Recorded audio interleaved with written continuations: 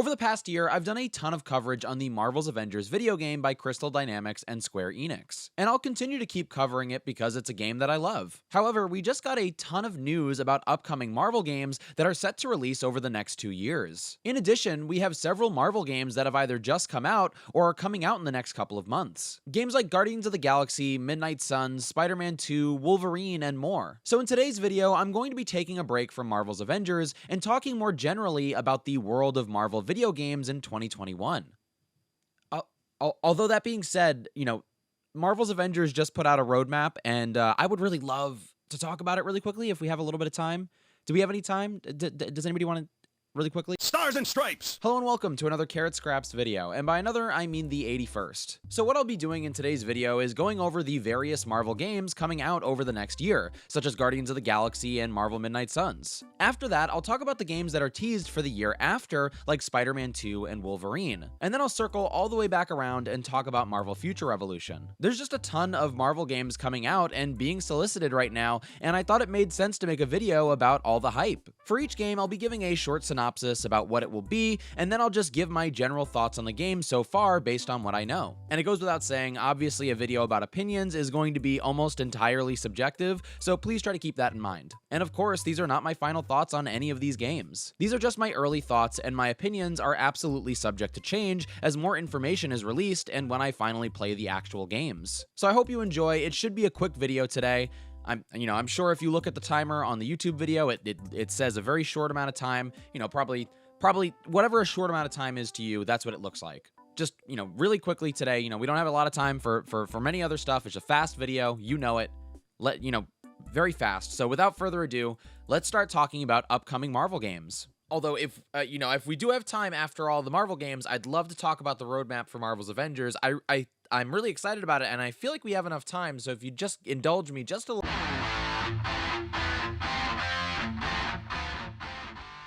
First off, Marvel's Guardians of the Galaxy is a game coming to most, if not all, platforms on October 26th, 2021. It is a single-player story-driven game where you play as Star-Lord and lead your team of Guardians. As a leader, you don't just command your team during combat, you also can guide the story through options and various dialogue trees. Now, when I first heard about the potential of a Guardians of the Galaxy game, I'm not gonna lie, I was a little apprehensive, because I assumed that any big-budget version of Guardians of the Galaxy would be heavily inspired by the MCU instead of from the comics or trying to do its own thing. Now, to be clear, I think the Guardians film is fantastic. In fact, I think it's one of the best MCU films in their mythology. But a large part of what made that film unique, in my opinion, is that while it was inspired by the comics, it really forged its own identity when it was compared to the other MCU films. It went for a completely different tone and adaptation of the comics, which really made it stand out. The Guardians of the Galaxy game, on the other hand, at first glance, seemed to be extremely similar to the films, which worried me because I'd rather have something unique or something more similar to the books because of my personal preference. That being said, even with its similarities to its film counterpart, I think there's a lot that makes this version of the Guardians stand out when comparing the two. Subtle details about the way characters look and act are similar, but different enough to be unique. Just one of the many details that stand out to me is the fact that Star-Lord is more of a metalhead in the game, and he takes his name from his favorite band. I think that's such a unique take on this version of the character, and I absolutely love it. In addition, the development team made an album for this fictional band, which always gets extra points from me. The thing is, the movie Guardians are so influential that a lot of other media just try to be like the movie as much as possible. In fact, a lot of the modern Guardians comics are pretty lame in my opinion because they're trying so hard to emulate the feel of the films. However, I think I can safely say that while there are similarities between the game and the movie, that this game is not going to be a carbon copy of the movie like I thought it would be. And at least for me personally, that's super reassuring and has won my confidence. Moving on, it seems a lot of Marvel fans are on the fence about the game for different reasons than myself. As I mentioned earlier, you play as Star-Lord in the game and you lead your team. It seems a lot of players are frustrated that you can't play as all the Guardians in the game. I personally wasn't really bothered by this. In fact, the gameplay was the biggest thing that caught my eye in the trailer. It feels like the game wants to make the player feel like an actual leader in every way possible. And so, in combat, you call the shots, and verbally you can do the same. I really like that this approach was thought of in multiple types of gameplay. I'm a big fan of Fallout games and role-playing games in general, so seeing that you could choose multiple dialogue options to potentially change the story was a huge win in my book. My hope is that the game has a really strong single-player story that you can have fun replaying and seeing the differences when comparing your choices. As for not getting to play as all the Guardians,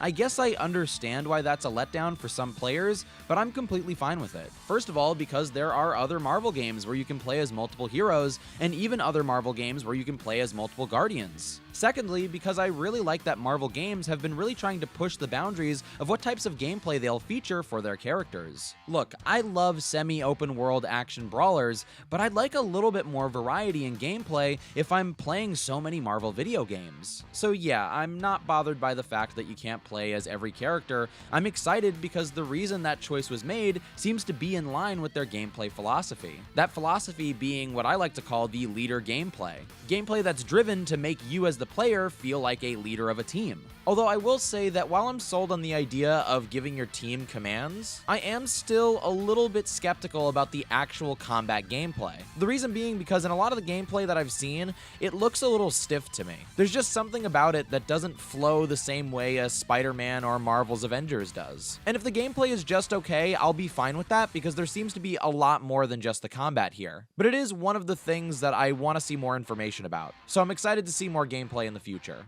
Also, on a quick editor's note, in between recording and releasing this video, a lot of new news came out about the Guardians video game. And I gotta say, if I was impressed by the gameplay at first, I'm even more impressed by it now. Specifically, it seems like there's a lot of variety in the gameplay. I mean, the gameplay takes the form of you guiding the narrative, you can also get into combat and guide your team, there are simple environmental puzzles, and not to mention you can fly a spaceship. I know I sound like a broken record at this point, but gameplay variety is something that is really important to me because in a video game, I want the gameplay to be fun. And offering variety in the gameplay that you give to your player is one way to make it engaging. So needless to say, as more news comes out about the game, I get even more excited about Guardians, even with my apprehensions about the way that the characters are portrayed. So yes, I'm very excited about Guardians. Even though I'm still a little on the fence when it comes to story and character depiction, the rest of the game seems like it's going to be really unique, and so I decided to pre-order it, and I cannot wait to get my copy next month. Anyway, speaking of gameplay, let's move on to the next game coming from Marvel. Now that I think about it, that section was really short, and I think we have just enough time for me to talk about the Marvel's Avengers roadmap that came out recently. I'm really excited to talk about it, and I can't wait to get into my feelings and my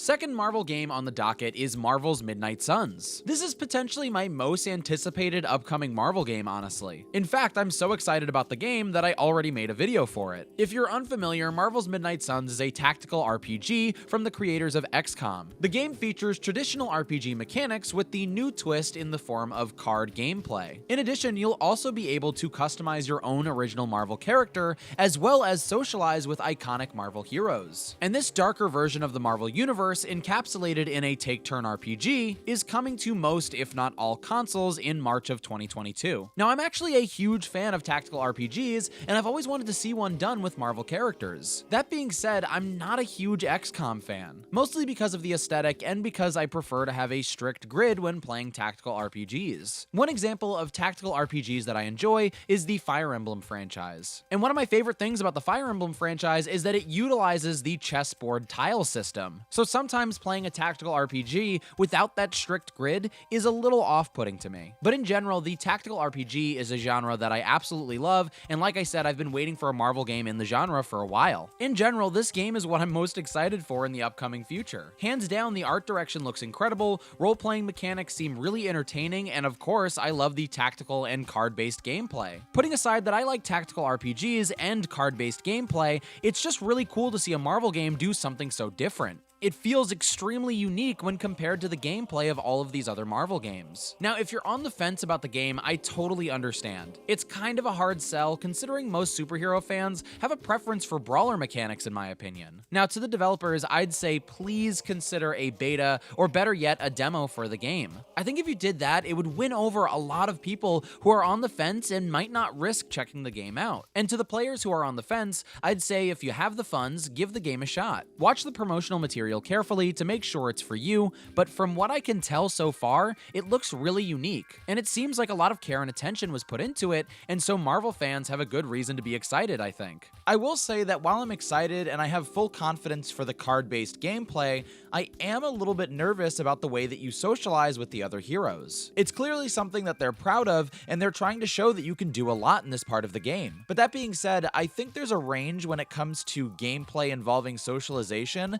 and I'm not sure where this game falls in that range just yet. That might be a little bit confusing, but let me explain. Essentially, these kinds of mechanics exist in many games, right? There are plenty of games where you get to socialize with other characters. And in some games, when you say hello to a character and engage in an activity, it'll just show you a short cutscene and then give you a stat boost. But in other games, you'll have a full conversation with these characters that really changes depending on your run. And potentially, you could even participate in small mini-games. Now, from the trailer, of the two of these options, it seems that Midnight Suns is offering the first, more simple option. And to be clear, that wouldn't be a bad thing if that was the case. Like Guardians, there seems to be a lot to the gameplay in this game. A lot of variety to choose from when it comes to the way you interact with the world. But if I had my preference, I would prefer to have the occasional, simple but distinct minigame with the other heroes, as well as detailed dialogue trees where I could explore different relationships with them, instead of just, do you want to go on a walk? Yes, I go on a walk, you unlock this new card. Again, it's something minor, but it is one of the things I'm skeptical about when it comes to the game. But overall, the gameplay looks fantastic, and I like that there's so much variety. Before we move on, I wanted to talk about the story, the tone, the characters, and the mythology that this game is pulling from. I was not expecting Marvel to put so much time and effort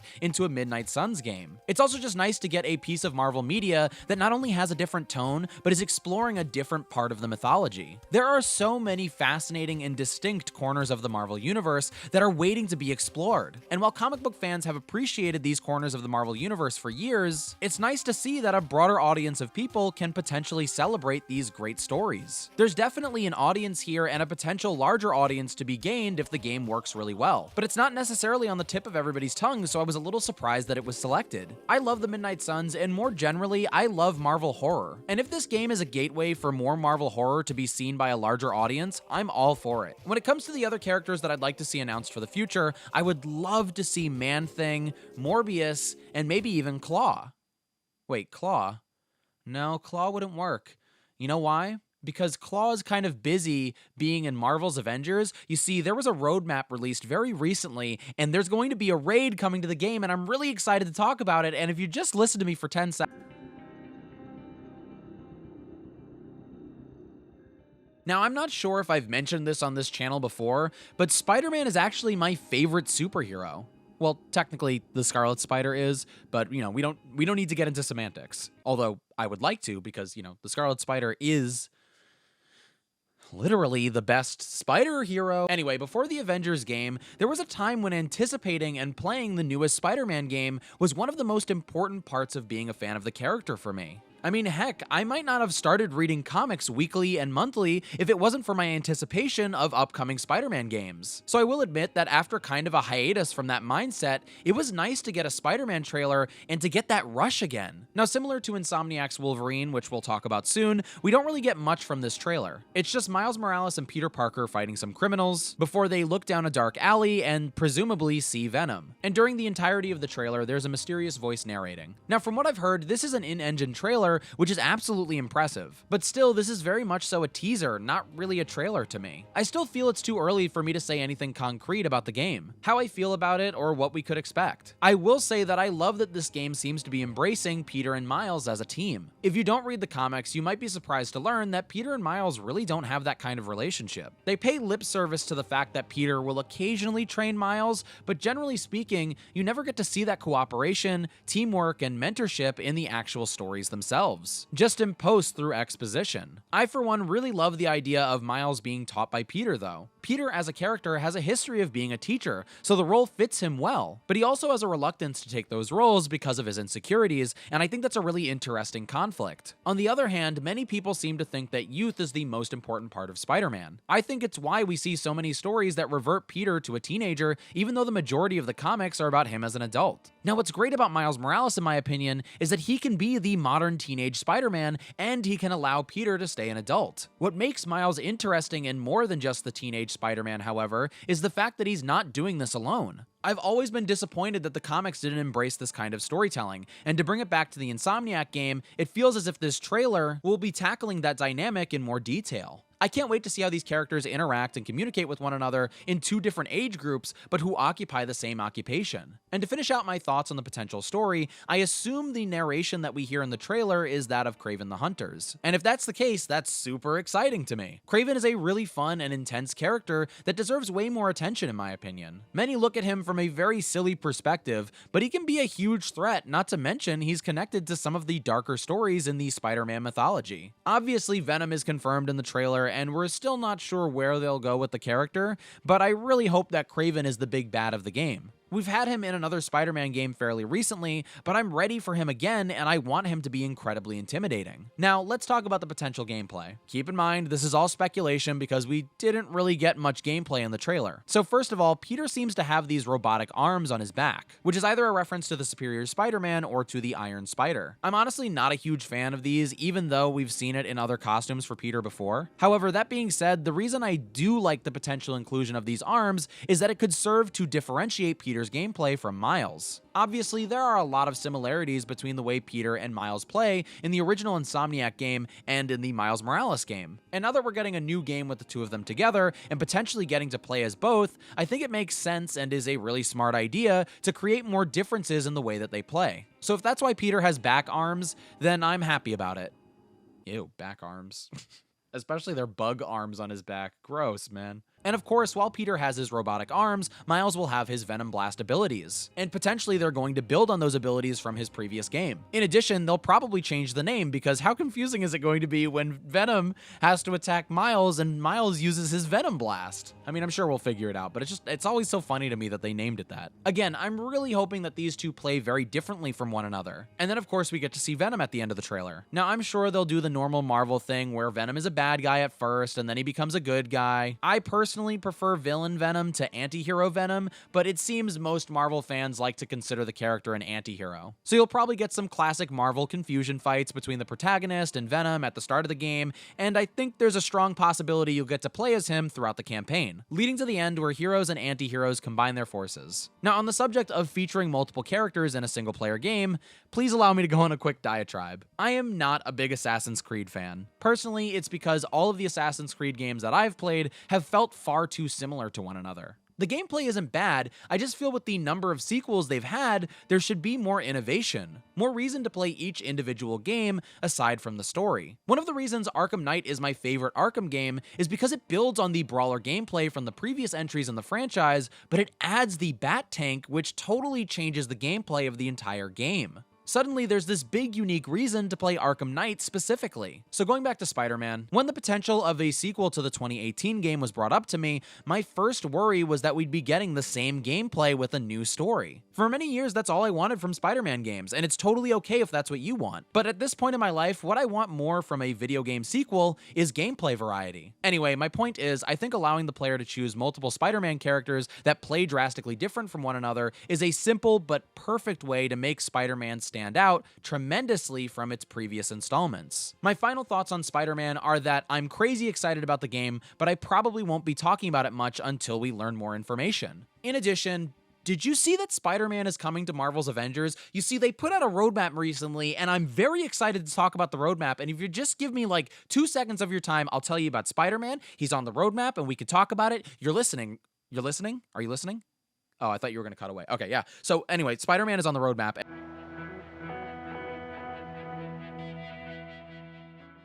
Sony also announced recently that Insomniac would be developing a PlayStation 5 exclusive Wolverine video game. Now, when it comes to this teaser, we get even less information than we did with Spider-Man 2 in my opinion. It's literally just a proof of concept trailer. It tells the viewer who the character the game is focusing on, it gets across the general tone, and it just confirms that the project exists. So again, keep in mind that from here on out, I'll be talking about my speculation and nothing really concrete since there's not really much to go off of. The trailer was just a hairy guy in a bar who has knives that come out of his knuckles. Standard stuff, we see that all the time. Now when it comes to video games, I tend to focus on gameplay over story. That being said, when it comes to the upcoming Wolverine game, I think my expectations are more focused on the story than the gameplay. I've said many times that other than the comics, I think cartoons and video games games are the best mediums for superheroes. I love the Wolverine movies and his appearances in the X-Men franchise, but that being said, I think we have a potential to get something really special when it comes to getting Wolverine in a video game, specifically when it comes to the story that they're gonna tell. I feel like there are so many possibilities on the table when you're making a project like this that you don't have when you're making a big budget Hollywood film. I'm excited to potentially see a story that is truly unrestrained from the limits of executives who are ashamed of the silliness of comics. And when it comes to the violence, I don't personally think we need gore or an M rating for the game to be good. That being said, I think I would definitely welcome that choice if they decided to go down that path. And I think they could have way more fun with the gore in a video game as opposed to a movie. Now, if I can guess how the gameplay would work, which on a side note, I would appreciate if the gameplay felt distinct from Spider-Man and the Avengers, but that being said, if I could guess how the gameplay is going to work in the game, I would say that one of the possibilities I'd like to see is that the game takes inspiration from Metal Gear Rising: Revengeance. If you've never played that game, first of all, give it a shot. It's awesome. I absolutely love it. But yeah, if you've never played it, the game features slicing mechanics with a katana. The game is focused on dicing your enemies like butter, and I think something like that would fit perfectly for a character like Logan leading his own video game. Either way, again, we have a long way to wait and not a lot to go off of, so I'll keep further speculation until we get more information. And speaking of more information, I really want to talk about this Avengers roadmap. If you could just give me 2 seconds. It's not like we've only been talking for like a couple minutes. It hasn't even been that long of a video. I know we're on a time. Wait, how long does that say?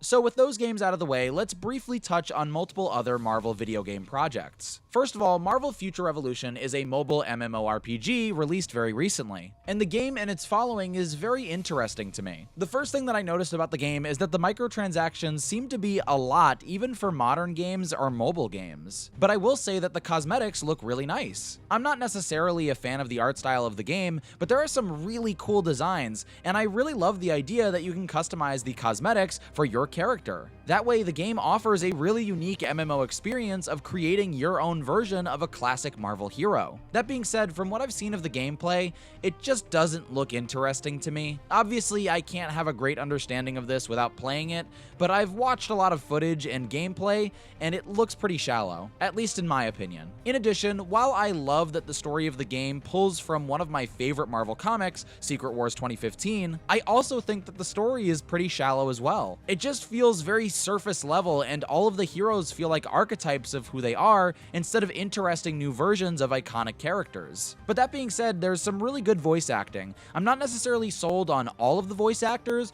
but it's at least a 50-50 on some really great talent. Another big issue with the game for me is just getting to play it in general. I've heard stories and seen firsthand examples of how much the game overheats your phone, begging the question, why is this even a mobile game? You know, the thing is, with all of my criticisms that I just mentioned, I would be down to try this game immediately if it wasn't for the fact that it was mobile, because I'm just not into playing games on my phone, and I don't think I could even if I wanted to. I really wish that this game was on PC or on console. And stop right there. I know you're about to leave a comment. I know that I can emulate it, but I don't feel like I should have to do that to experience the game, especially since it has difficulty running on the hardware it was designed for. If it was meant to be played on my desktop, I would hope that they would port it to the desktop. Something else about the game is that there have been a lot of comparisons between this game and the Marvel's Avengers video game. And in the end, I'm glad that people who didn't like Avengers have this game to enjoy. I'm glad that anyone who enjoys this game is having a great time. But for now, while it definitely has its qualities, it doesn't seem like something I want to give a try, at least not until it becomes easier for me to try it myself. Oh, did I say that I was going to talk about multiple Marvel games? No, I just meant I wanted to talk about Future Revolution and Fortnite. Fortnite. You know the game Fortnite?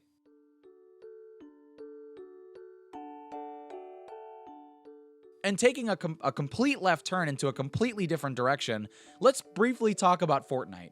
Now look, I know a lot of people like to joke about Fortnite and like to make fun of it, but I am surprised at how much I love this game and how much I've enjoyed it since I started playing. And the only reason I started playing this game was because of the Marvel Battle Pass released last year. And since then, I've been growing my Marvel skin collection ever since. But I just wanted to briefly talk about how fun the game is to me and how gorgeous these Marvel skins really are. I mean, some of the designs for these skins are so good that I would want an entire game just for them. Look, if you're a Marvel fan and you're not familiar with Fortnite at all and you're kind of on the fence about the game, I'd say give it a try. It's a free game, it's a lot of fun, and you can kind of just treat it like a Marvel game like I do. I swear, it's extremely addictive, and like I said, just Google some of these skins because they look incredible. Anyway, hopping off my very quick Marvel Fortnite soapbox really quickly.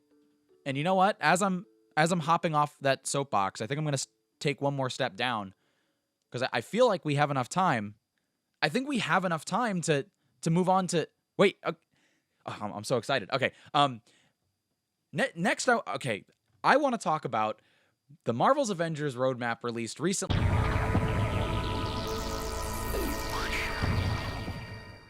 All right, you didn't have to interrupt me. I was about to say it. If we're going to do the section, I don't know why you would interrupt. Anyway. All right, no, but seriously, I couldn't talk about upcoming Marvel video games without talking about Marvel's Avengers, my favorite Marvel video game at the moment. So let's briefly talk about what's coming to Marvel's Avengers over the next 4 months. So a couple of weeks ago, a roadmap was released for the game that dictated upcoming content before the end of 2021. I've said on Twitter and on stream that I kind of had mixed feelings about this roadmap. I think the presentation and delivery of this information could have been done differently to garner a better reaction from the player base. For example, I think already released content takes up far too much real estate on the roadmap. August and September were about 25% of the image. I also think that if you had room for that, there should have been room made for what's coming in 2022 on the side. Just a simple list on the far right of the image that gets fans excited and reassures them that the things that they care about are still coming to the game. You know, for the people who don't read the blog, which I feel like is the point of a roadmap in the first place. But let's focus on the positives. The big thing coming to the game based off of this roadmap is the raid. Not to be confused with Raid Shadow Legends. This is a completely different raid. Not sponsored. Be very clear, not sponsored by Raid Shadow Legends. Now, my opinion on the roadmap and upcoming content actually improved after watching the dev stream after the release of the roadmap. I think on that stream, they did a great job of hyping players up for the new mission and everything that comes with it, and I appreciate that. We got our first Omega level threat recently, and many compared it to a raid, but it seems the team wants the OLT and the raid to be distinguished from one another. They are two separate things entirely, but they're both missions that present a great challenge and big rewards. This is one of my first times playing a raid in a video game, so I'm not really sure what to expect. But to me, I just like the idea of adding more mission types to the game that feel different from one another. Also, like I said, I think the team is doing a good job of hyping players up for this mission. They're saying this is their main focus, it's going to be tough, it's going to add some new stuff, and I believe them. I just wish the roadmap got across that message as well. In addition, this new raid will feature a new enemy type called the Echoes. Many players have suggested that Echoes are going to be sound versions of already existing enemies, but for various reasons, while I think that's a logical conclusion to come to, I don't think that's where they're going. In the blog and on the dev stream, I felt as if they were implying that these new enemies would be completely new. But again, I would be surprised if they were sound duplicates of existing enemies. However, if these are just duplicates of existing things in the game, I would prefer that instead of using enemies, they used the heroes that you can play as. And then you could have these fights with evil versions of the Avengers, which is silly but definitely sounds like fun. Then of course with the raid, we're getting a power level increase to 175 from 150, and somewhat of a gear overhaul it seems. I feel this is a long time coming, and I'm really excited to see what the team is working on. In addition, earnable cosmetics is something I'm really excited for, and I'm glad they decided to call the cosmetic rework by this name moving forward, because I think it shows that they're moving in the direction that players have been asking for. Now when it comes to Spider-Man, it was cool to see him on the roadmap, but overall, I don't feel like we really got any new information about him. We already knew he was coming out before 2021, so other than that teaser, there's no new information about him here. So forgive me, I'm saving my excitement for Spider-Man for when he actually comes out, or at least when we get some more information about him. Overall, like I said, I had mixed feelings about the roadmap. There's a lot that I'm really excited about, but I also feel like they could have delivered this information in a better way. But also, like I've said before, the dev stream that came after that roadmap has successfully sold me on the new stuff that's coming to the game. Specifically, the raid and everything that seems to be coming with it is the big thing that I'm looking forward to to, and I can't wait for it to arrive. And with all of that out of the way, wow, that was way longer than I expected. Yeah, that went on longer than I thought it would, but I had a lot to say about Marvel stuff. It was that roadmap discussion. If I would have cut that out, this would have been a 5-minute video. I'm sure of it. Several years ago, Marvel made it clear that they were going to put far more effort into producing high-quality Marvel video games. They saw potential in this industry, and it's becoming clearer with every year how dedicated they were to that commitment. Specifically, I really like the dedication to making games with unique gameplay. While it's awesome to see characters like Wolverine and the Avengers and the Midnight Suns get attention when they normally don't in the video game world, I'm more impressed by the amount of different genres that these games are covering. For a while, it seemed like developers were only funding superhero games that were action brawlers. And now we have a live service looter, we have a card game tactical RPG, and we have a bit of a role-playing game with multiple pathways that you can choose and Guardians. I think when it comes to video games, if you're looking to make an innovative experience, you gotta go to gameplay first. And I'm just really impressed with all the different types of gameplay that I see here, and I can't wait to see more. What games are you looking forward to the most out of the ones that I talked about today? Or did I leave out one that you're looking forward to? Let me know in the comments below. It's almost overwhelming how many Marvel games we're getting, honestly. But I can't wait for the future and to see more from all of these projects. Anyway, that's gonna do it for this video. If for some reason you enjoyed this video, don't forget to give it a like and to subscribe to my channel for more. If you're a regular viewer, you know that I make a wide variety of content on my channel, and I'm always gonna make the videos that I wanna make. But if you see something you enjoy, make sure to let me know, and I'll try to prioritize that kind of content in the future. Now, really quickly, I just wanted to mention that potentially my schedule will be changing here on YouTube and on Twitch. For the longest time, I've tried to post a video a week on YouTube and tried to stream Marvel's Avengers every weekday on Twitch. But since I'm finally starting in-person work soon, it's going to become way more difficult for me to do that. So first of all, I just wanted to say thank you to everyone for all of the support that you've given me over the past year and a half. I really appreciate everyone who's taken the time to watch any of my content. And I'm still going to continue making content. All I ask is that you're a little bit patient if I miss some of my deadlines. It's going to be difficult for me to find a new rhythm managing a job and content creation. But I'm determined to find the rhythm that works best for me, and I appreciate the people who stick around. Anyway, if you want to watch me play Marvel's Avengers or other video games live, check me out on Twitch at twitch.tv/carrotscraps, and all my other social media, Twitter, TikTok, and Instagram, are at carrotscraps as well. So I want to thank you again so much for watching, and I'll see you soon.